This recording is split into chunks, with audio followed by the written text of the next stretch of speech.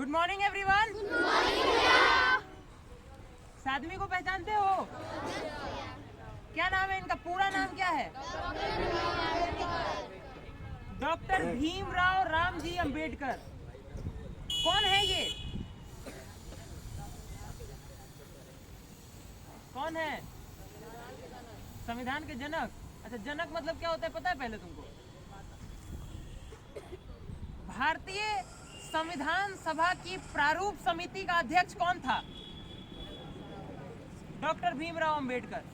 और आज क्या है? आज है 6 दिसंबर। 6 दिसंबर डॉक्टर भीमराव रामजी अंबेडकर जी की पुण्यतिथि है। पर अंबेडकर का जिक्र करने का क्या जरूरत है आज की तारीख में? आज की तारीख में अगर एम्पावरमेंट का सबसे बेहतरीन कोई एग्जाम्पल है तो वो है डॉक्टर भीमराव अंबेडकर। क्यों? क्योंकि वो आदमी उस दलित परिवार से निकल करके इस देश के सर्वोच्च शिखर तक पहुंचा। हिस्ट्री एक सब्जेक्ट पढ़ाया जाता है ना, हिस्ट्री में ऐसे ऐसे अनेक एग्जाम्पल्स तुमको मिल सकते हैं जो तुमको मोटिवेट करेंगे। उनमें से एक एग्जाम्पल डॉक्टर भीमराव अंबेडकर भी हैं। ये भारत रत्न भी हैं और भारत के पहले कानून मंत्री भी हैं। परंतु इनका जिक्र करना क्यों आज की तारीख में प्रासंगिक हो जाता है?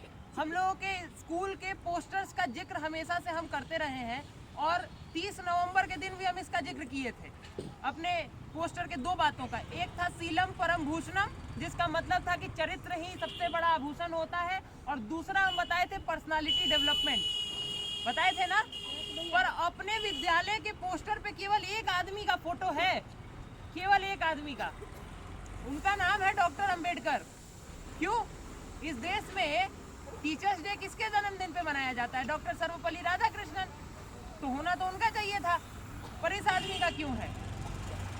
इस देश की आजादी के वक्त इस देश में दलितों की स्थिति बहुत खराब थी। दलित मतलब आज की तारीख में जो छोटी जाति से बिलोंग करते हैं उन लोगों को दलित कहा जाता है, जिनके ऊपर कभी ना कभी इतिहास में प्रताड़न जिनका हुआ है। तो डॉक्टर अंबेडकर जो थे उन्होंने उनकी आवाज उठाई और उनको एक मूल मंत्र दिया। और वो मूल मंत्र क्या था? वो मूल मंत्र क्या था? तुम डेली स्कूल आते हो, कभी पढ़े वो मूल मंत्र क्या लिखा हुआ है? लिखा हुआ है education is the milk of tigress, whoever drinks can not stay without. दहाड़ने का इंग्लिश क्या होता है? रोअरिंग। हाँ, उनका कहना था कि शिक्षा शेरनी का दूध है और जो एक बार उसे ग्रहण कर लेगा वो दहाड़े बिना नहीं रह सकता। और ये एग्जाम्पल है। देश जब आजाद हुआ था तो इस देश में दलित नेताओं का संख्या गिना चुना रहा होगा। आज की तारीख में इस देश की राष्ट्रपति भी दलित ही हैं, पूर्व राष्ट्रपति भी दलित ही हैं। आज एग्जाम्पल्स उठा के लाया जाए तो पीछे हजारों और लाखों एग्जाम्पल्स खड़ा हो जाएगा। आज की तारीख में दलितों के वॉइस को इतना जो पावर मिला है वो केवल एक चीज की वजह से मिला है, वो है एजुकेशन। अगर एजुकेशन उनके पास नहीं होता तो वो कहीं के नहीं होते। आज की तारीख में इस देश में अगर सबसे कम पढ़ी लिखी कोई कम्युनिटी है तो वो कौन कम्युनिटी है? वो है मुस्लिम कम्युनिटी। और मुस्लिम कम्युनिटी इस देश में सबसे कम पढ़ी लिखी क्यों है? जबकि 1206 से लेकर के 1707 तक 501 साल लगातार इस्लामिक शासन इस देश में रहा। उसके बाद भी इस देश में इस्लामिक शासन रहा। फिर अंग्रेज आए जो मुस्लिमों के ही समर्थक थे। उसके बाद 1947 से लेकर 2014 तक ऐसी गवर्नमेंट्स रही जो केवल मुसलमानों का समर्थन करती थी। इसके बाद भी इस देश में सबसे कम अगर कोई पढ़ा लिखा है तो वो मुसलमान है। क्यों? क्योंकि उनको कोई ऐसा लीडर नहीं मिला जो उनको एजुकेशन के पास पे लेके जा सके। ठोको ताली कम से कम। अगर उनको एक ऐसा व्यक्ति मिल गया होता जो उनको एजुकेशन के रास्ते पे ले जाता तो आज हम अभी बैठे बैठे सुपर पावर होते। पाकिस्तान का एक एग्जाम्पल बताते हैं।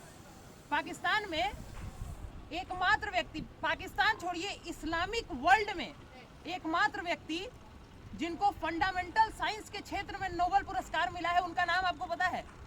वो थे पाकिस्तान से। उनका नाम था अबू समद। गूगल पे जाके सर्च कीजिएगा, फिजिक्स के क्षेत्र में उनको नोबेल प्राइज मिला था।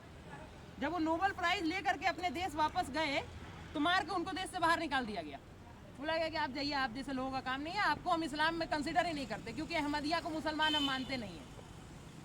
भारत में इस पूरे के पूरे साइंटिफिक वर्ल्ड का जब हिस्ट्री निकाला जाएगा, उसमें अगर सबसे महान अगर कोई साइंटिस्ट होगा तो डॉक्टर एपीजे अब्दुल कलाम का नाम आएगा। डॉक्टर एपीजे अब्दुल कलाम इस देश के राष्ट्रपति थे।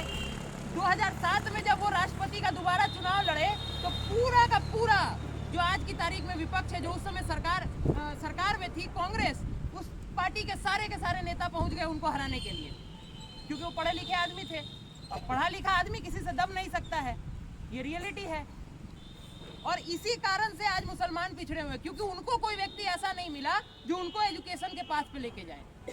परंतु दलितों को एक ऐसा व्यक्ति जरूर मिला जो उनको केवल एक मंत्र दिया, कहा एजुकेशन, क्योंकि उनको पता था कि प्रताड़ित करने वाले जो लोग हैं वो अगर ब्राह्मण कम्युनिटी से हैं तो ब्राह्मणों के पास ऐसी कौन सी तलवार है जिसके दम पे ब्राह्मण हमारे ऊपर शासन कर सकते हैं। तो उनको पता था कि उनके पास ज्ञान है, अगर उनके पास ज्ञान है, वो ज्ञान हमारे पास भी होगा तो हम दोनों बराबर हो जाएंगे और अपने बराबर वालों का तो शोषण नहीं किया जा सकता। ये मूल मंत्र था और इसीलिए डॉक्टर अंबेडकर का आज हम जिक्र किए। पूरे के पूरे भारत के इतिहास में अगर सबसे महान कोई व्यक्ति होगा जो नीचे से निकल करके उच्च शिखर तक पहुंचा है तो उसमें डॉक्टर अंबेडकर का नाम सबसे आगे लिया जाएगा। उन्हीं कुछ एग्जाम्पल्स में से नरेंद्र मोदी भी हैं जो हमको ये प्रेरणा देते हैं कि पिता हमारे चाय बेचने वाले, बेटा खुद बचपन में चाय बेच रहा है स्टेशन पे और वहां से निकल के वो प्राइम मिनिस्टर बन जा रहा है। ये सब एग्जाम्पल्स तुमको मोटिवेट करने के लिए है। तुम्हारा फैमिली बैकग्राउंड कोई मैटर नहीं करता, कौन गरीब है कौन अमीर है ये मैटर नहीं करता, तुम कहाँ जन्म लिए हो ये इम्पोर्टेंट नहीं है। लेकिन राजा बनने के लिए पर्सनालिटी होना जरूरी है और उस पर्सनालिटी के लिए तुमको सैक्रिफाइस और स्ट्रगल दोनों करना पड़ेगा। यही तुमको इस स्कूल में सीखना है। अंबेडकर के ऊपर और ज़्यादा कुछ नहीं कहेंगे क्योंकि अंबेडकर के ऊपर जितना कहा जाए उतना कम ही होगा। लेकिन एक बात फिर से दोहराएंगे जो उस दिन दोहराए थे, जो रामधारी सिंह दिनकर की कविता है कि वसुधा का नेता कौन हुआ। कौन हुआ? कौन हुआ?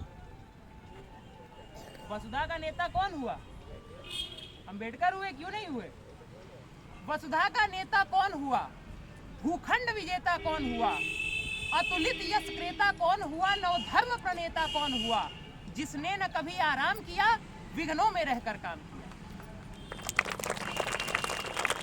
और ये लाइन सीखो, अपने लाइफ में उसको उतारो कि जीवन में विघ्न जब आते हैं, सोते से हमें जगाते हैं, मन को मरोड़ते हैं पल पल, तन को झंझोड़ते हैं पल पल, सतपथ की ओर लगाकर ही जाते हैं हमें जगाकर। बहुत बहुत धन्यवाद। जय हिंद, जय भारत, भारत माता की जय। मेरे साथ जयकार करो। वंदे वंदे, बहुत लो वॉइस है, थोड़ा जोर से। वंदे वंदे।